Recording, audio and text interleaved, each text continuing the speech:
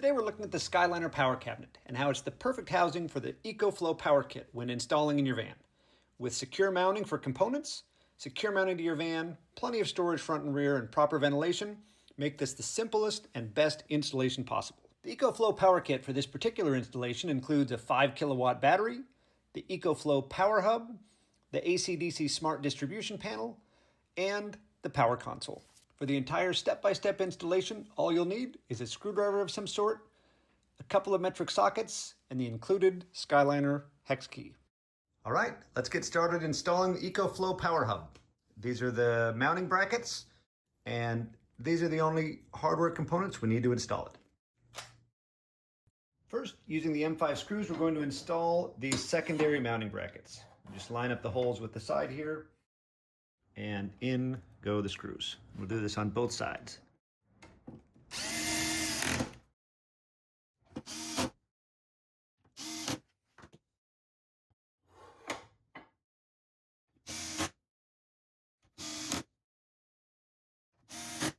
As you can see on the back of the Power Hub, there are two welded steel tabs that support the main mounting bracket. This bracket will mount to the Skyliner cabinet, and then this is where that support comes in.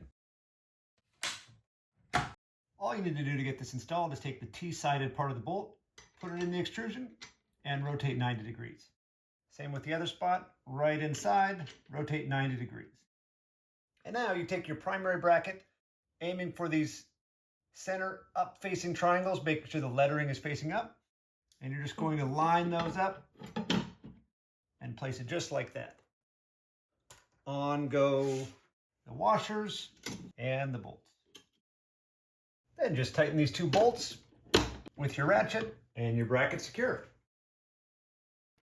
Now the Power Hub is not light at right around 31 pounds, but you'll just reach in. You may use one or two hands and it'll sit right in place. The next step is to secure the upper and lower brackets here using 4 of these screws and any screwdriving mechanism of your choice. And you'll just drill into the hex of wood in any 4 of those locations, top and then again in the bottom.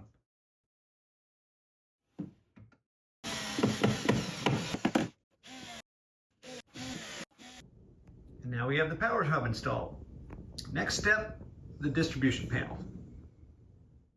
This is the AC/DC Smart Distribution Panel, and just like your home, has an electrical box that brings power in from the city and connections out to all the appliances in your house. So too does this panel. You've got fuses here and you've got breakers here for anything you want to connect. Over here on the DC side, this is where you'll hook up to fans, fridges, heaters, lights. Those will go on the DC side, and anything you want powered with AC, like for induction stoves, that will connect over here on the AC side. Installation is pretty straightforward. Just use these screws and place the distribution panel right through this opening. And you're going to send these screws through these holes on each corner, and there's 8 in total.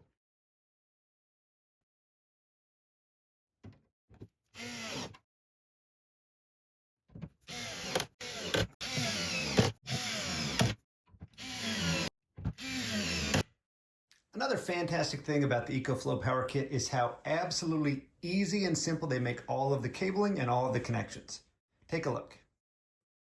Every single input and output port on the Power Hub has a label. And corresponding to those labels is a cable that has exactly the same wording. So here's your alternator in port. Guess what? The cable also says alternator in. Right beside it, that's for your PV in. The cable for that, PV in. Here's for your batteries, whether you've got 5, 10, or a 15 kilowatt system. It doesn't matter for the batteries. Any of the batteries in, the cable says the same. And the same works for the output going from AC out and DC out that runs from the Power Hub and into your distribution panel. Those all have labels, and all of the cables have the corresponding exact same wording. So easy. This Power Kit cabinet has 3 openings to pass through wires, and that's what we're going to do next. First, we just need to pull out this center plug. You do that by reaching through, popping out these covers. If you're putting the system together from a workbench table, access to the back is pretty easy. But if not, if you're in the van or you've got more limited space, you can always just open up this door. And one thing that's handy with the Skyliner panel systems, all of these shelves can pop out because of the proprietary panel lock fastener. You can just reach underneath here to push this shelf up, and applying a little bit of pressure, up comes the shelf. And you can see the panel lock fasteners on the bottom. We'll let the shelf go back into place with a solid whack. And with that shelf up and out of the way, you can either reach through that cabinet and get access down here, or from the back, we're just going to pass those cables right through one of these two openings back here. For this 5 kilowatt system, through the left-hand port goes alternator in, PV in, and one of the battery cables. And on the right we have AC out, DC out, and our AC in cable. And then reinstall the plugs by wrapping around the wire, closing up, and reapplying the tape. And then with this facing up, it goes right back on in.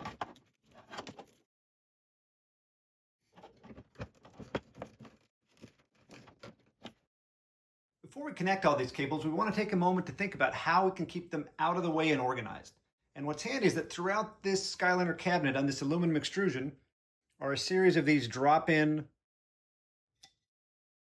cable ties. You'll find them throughout. You can add them wherever you might need them, but in goes a zip tie, fastened back to itself. And as you can see, you'll be able to keep your cables up and out of the way and organized throughout the frame wherever you might need it. And you'll see right along the bottom here, we've got a number of these that just need cable ties inserted.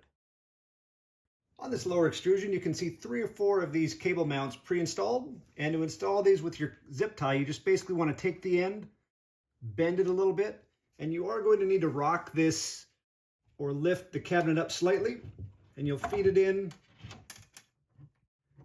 And now it's going to come around and you'll be able to connect your cables through there. So we're just going to pre-install those through all of these zip ties. And now we just match the name on the cable to the name on the port plug-in and connect them each where they go. And now we can put those zip ties to work and straighten up the routing of all these cables and keep them up and out of the way. Now that the wiring is cleaned up, the last step before we move this into the van and connect the battery is to complete all the connections from the power hub to the distribution panel. Our first connection is from this DC out to DC in. And to do that, we're going to use our screwdriver, and we need to punch this hole out, this little plastic piece here, so that we can feed the wire back up, and they're going to go in here using these provided M5 screws. And in almost every situation, the labels keep you right on track. This is a great note. Make sure this is connected properly. We want the positive, the red, on the right, and the negative to the left.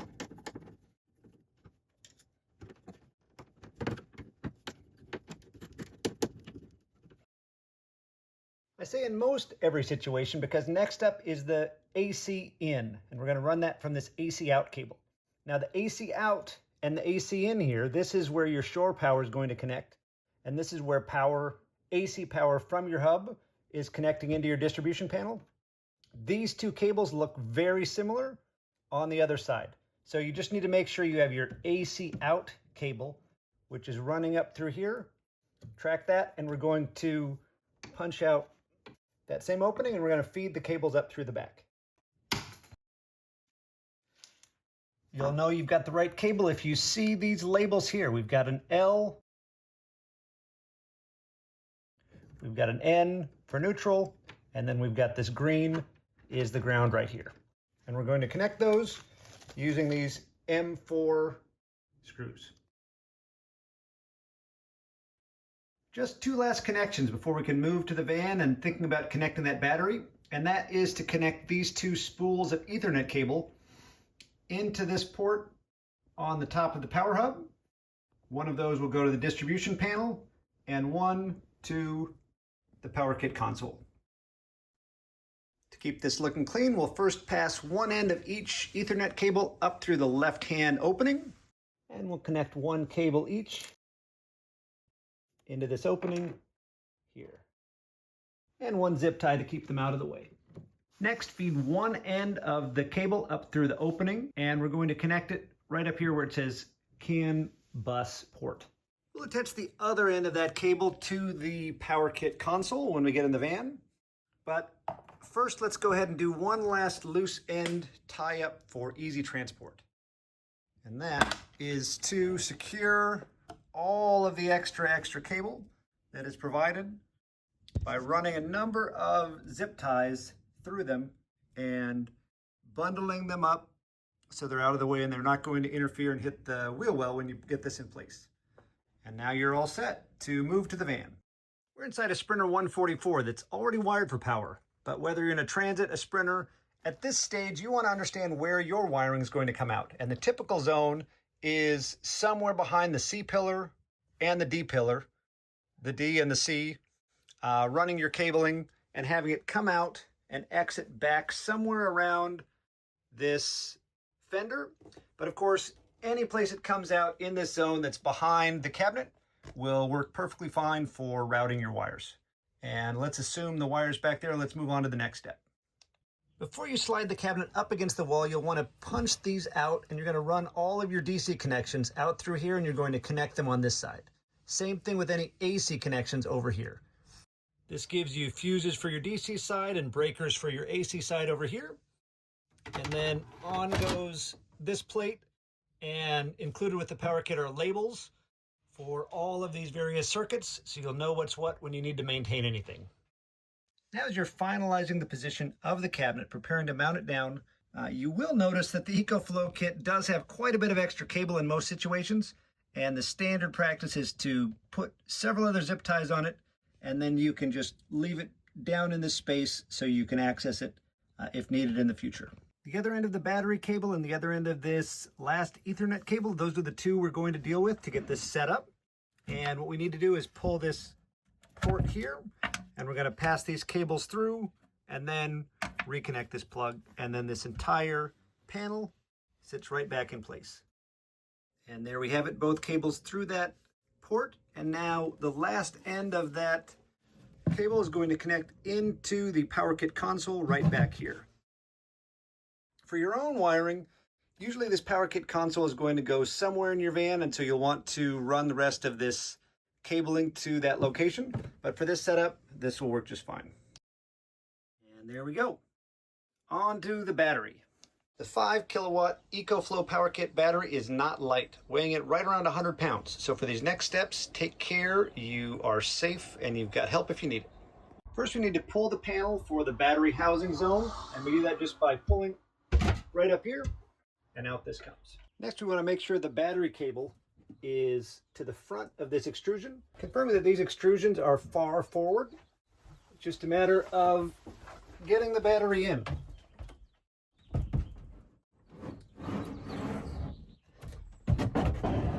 And when you get to this stage, tipping it back a little bit, there's a front bracket, and making sure your fingers are safe here. And when it's at an angle like this, you'll take this cable and feed it into the slot that's at the back of the battery, like so, and then carefully let it rotate forward. You may need to twist this cable slightly so that this lines up, but then in goes, and you'll hear it lock into place. Now, your Power Kit battery is connected. To secure your battery in a final position, you'll want to use this included tool, and you'll be loosening these 4 anchor bolts, and then you'll push on this structure, forcing it up against the battery, and then tighten them back down. And if your cabinet didn't come with these 2 brackets already pre-installed, now is the time to install them, pushing them flush up against the battery and installing the 4 provided screws. And now that the battery's in place, we can isolate it from whatever ends up in the storage department by placing in this last bracket and pushing it up into place. And easier done than filmed, but there we go. Now the battery is going to be safe and isolated from whatever ends up in this cabinet. And we just need to replace this lid like so. And when that's in place, Push down, making sure not to pinch this front section. And we're in. All right, now it's time for the moment of truth. Let's bring the console down here. And let's power this up. This flips up. We push this for 1, 2, 3. And there we've got lights. Let's check the console. Looks like she's firing up there. And there we go. EcoFlow Power Kit installed in the Skyliner cabinet.